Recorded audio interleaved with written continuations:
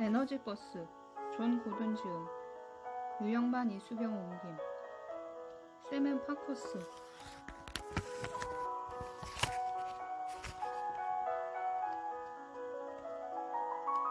4. 조지 깨어나다. 압박해오는 현실, 암담한 미래, 꼬여버린 운동화끈. 그걸 풀 사람은 우리 자신뿐이다. 화요일 아침. 늘 그렇듯이 조지는 피곤하고 스트레스로 묵직해진 상태로 아침을 맞았다. 하루를 시작할 때마다 오늘은 또 어떤 문제가 터져서 나를 골아프게 할까 하고 고민하는 그였지만 최소한 한 가지 문제만은 걱정하지 않아도 될 터였다. 차가 고장날 일은 없을 테니까. 회사에 어떻게 가려고요? 오늘은 차 빌려줘도 될 것 같은데. 아내가 조심스레 물었다. 아니야, 버스도 탈만하던데 뭘. 운전사가 좀 이상해서 그렇지. 운전사가 왜요? 말하자면 길어. 나중에. 아내는 별일이라는 듯 현관문을 나서는 조지를 흘끗 쳐다봤다. 버스 정류장까지 걸어갈 결심에 운동화를 꺼내던 조지는 다시 한번 망연자실해졌다. 오랫동안 안 신고 처박아둔 운동화끈이 엉망으로 엉켜 있었던 것이다. 온갖 모양의 매듭으로 두세 번씩 꼬여 있는 게 아마도 아이들이 또 장난을 쳐놓은 모양이다. 낑낑대며 한참을 운동화끈과 씨름하는데 불현듯 그 버스 운전사의 말이 떠올랐다. 현명하게 선택하세요. 현명하게. 책 누구더러 이래라 저래라 하는 거야. 나 원참. 조지는 고개를 저었다. 오늘도 사사건건 간섭해댈 게 뻔하다. 현명한 선택, 삼류 드라마 같은 삶 운운하면서. 순간 기분이 불쾌해진 조지는 운동화를 벽에다 휙 집어던졌다. 그리고 한참을 그렇게 씩씩대며 주저앉아 있었다. 그러다가 문득 조지는 현관 거울에 비친 자신의 모습을 물끄러미 바라보았다. 그때였다. 엉킨 매듭이 풀리듯 스르르 깊은 내면에서 또 다른 자신의 목소리가 들려왔다. 조지, 바로 네가 지금 한심스럽게 짝이 없는 삼류 심파 드라마 속 인생 아니야? 결혼 생활엔 위태위태하고 직장에선 언제 잘릴지 모르는 터에 차까지 고장나서 뚜벅이 신세에다 운동화끈 하나한테도 태클을 당하는 비참한 너. 그랬다. 아니라고 반박할 자신이 없었다.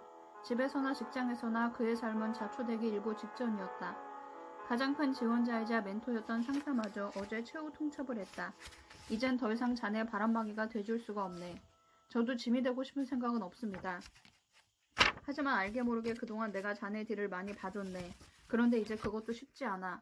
다들 자네한테 무슨 일이라도 생긴 거 아니냐고 물을 때마다 조금만 시간을 주면 잘 알아서 할 거라고 내가 무마시켰네. 하지만 이젠 자네나 자네 팀의 실적이 나한테까지도 큰 짐이 되고 있는 상황이야. 내 자네를 아끼기는 하지만 이대로 좌시할 순 없네. 무슨 말씀이신지 잘 압니다만 조지는 힘없이 대답했다. 두고 보겠네. 선수는 입이 아니라 경기 결과로 말하는 거야. 조만간 행동으로 보여주길 바라네. 여기서 더 나빠지면 어떻게 될지 자네나 나나 잘 알고 있지 않은가? 조지는 자기 자신은 해고라는 등식이 성립될 날이 오리라고 꿈에도 생각해 본 적이 없었다. 그런데 이제 그 등식이 서서히 현실을 압박해오고 있었다. 어떻게든 방법을 찾아야 해. 하지만 어디서부터 뭘 어떻게 해야 하지? 정말이지 아무것도 모르겠어.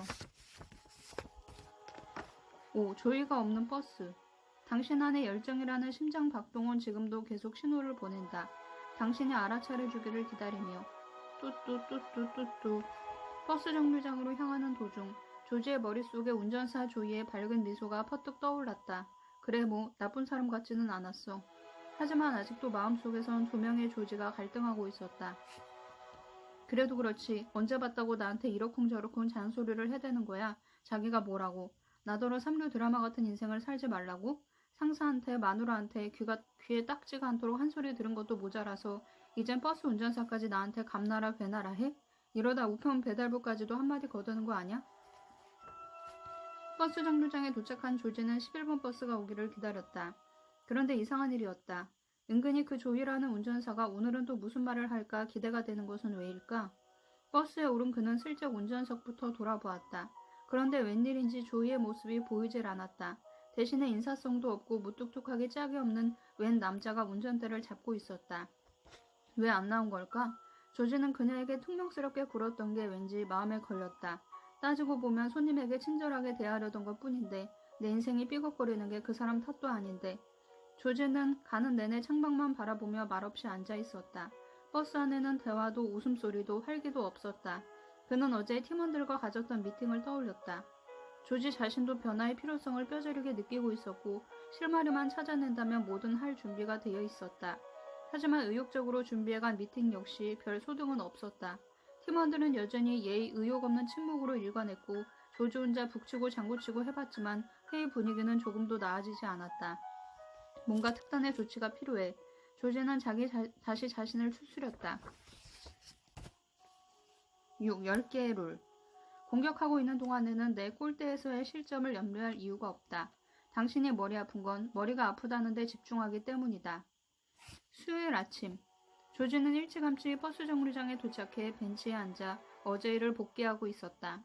그는 어떻게든 팀이 제대로 된 방향을 잡아가도록 애썼지만 이번에도 팀원들은 현안 문제에 대해 대안이나 근본적인 대책을 도출하기보다 서로 책임을 전가하고 논쟁을 벌이느라 시간을 허비했다. 일 진행도 그랬다. 하나가 좀 제대로 하나 싶으면 다른 팀원이 문제를 일으킨다. 더 나은 실적은커녕 터지는 문제를 수습하느라 시간을 허비해야 했다. 모두가 문제투성이다. 마음 같아서는 전부 잘라버렸으면 좋겠다. 그렇게 하면 속이 시원하겠지만 현실은 그렇지 못했다. 잘려도 내가 먼저 잘리겠지. 조지는 쓴웃음을 지었다. 따지고 보면 팀원들이 처음부터 그렇게 형편없었던 것은 아니었다.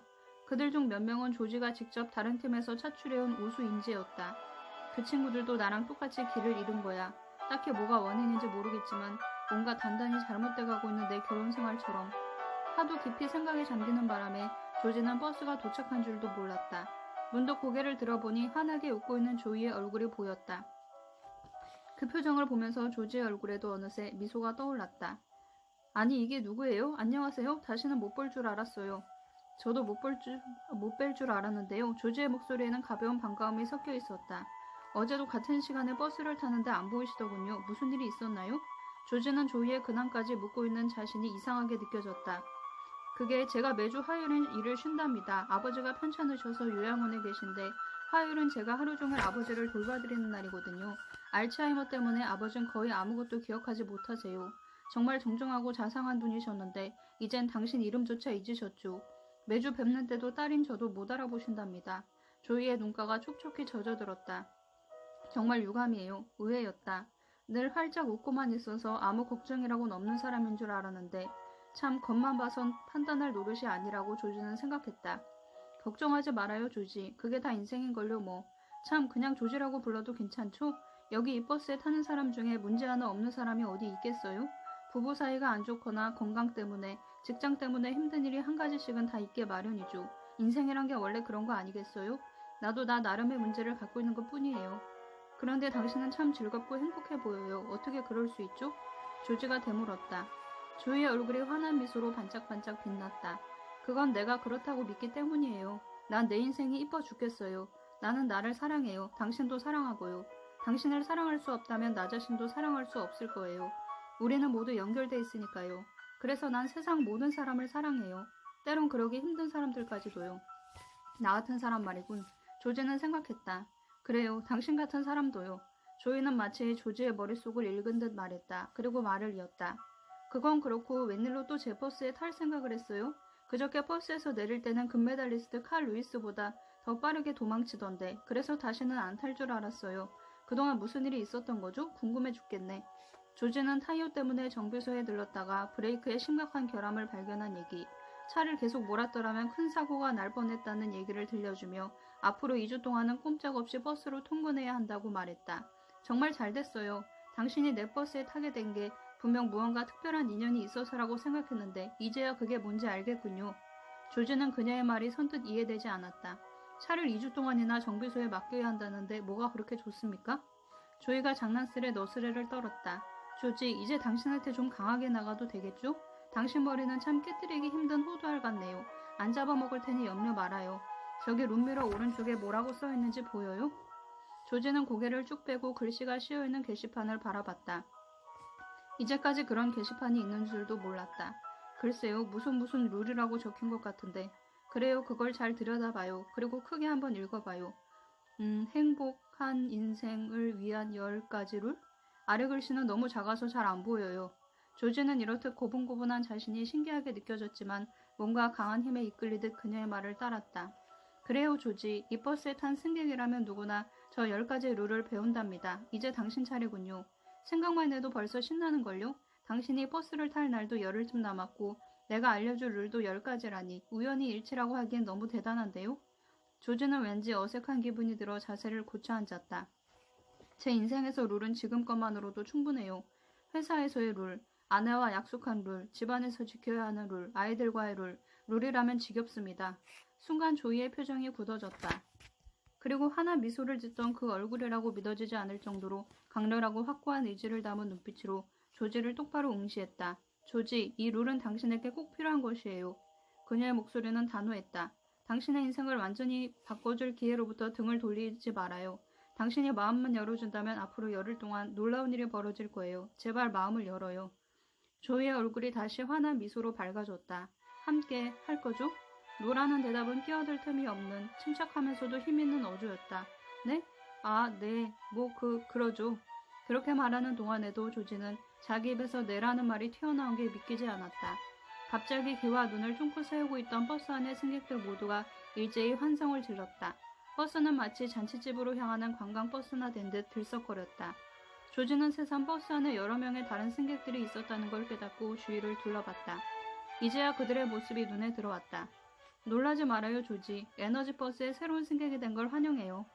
조이는 이 시각 자신의 버스를 타고 통근하는 사람들은 모두 에너지버스의 동승자이며 자신이 이 버스의 운전사이자 10가지 인생의 룰을 전파하는 에너지 홍보대사라고 새삼 자신을 소개했다. 이 에너지버스에 탄 사람들은 모두 예스라는 긍정적인 말에 매료된 승객들이에요. 새로운 승객이 탑승하면 그가 그저 긍정 에너지로 감염될 때까지 함께 돕는답니다.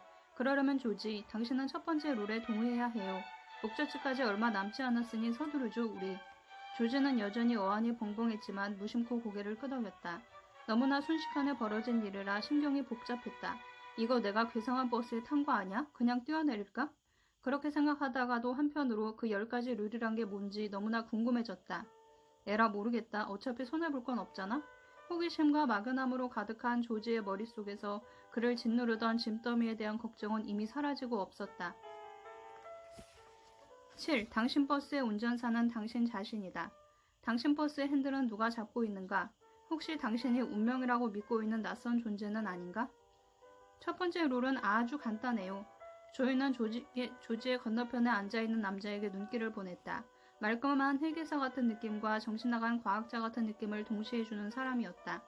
아인슈타인의 제자라고 해도 믿을 것 같았다. 데니, 조지에게 첫 번째 룰을 보여줘요. 조이가 말했다.